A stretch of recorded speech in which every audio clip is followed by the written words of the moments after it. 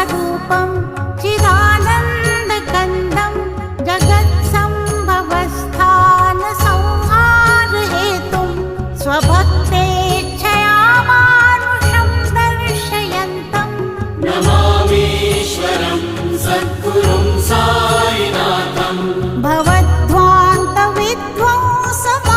भवद्ध्वान्तविध्वंसमार्तण्डमीड्यं मनोवागतीतं मुनिर्ध्यानगम्यं जगद्व्यापकं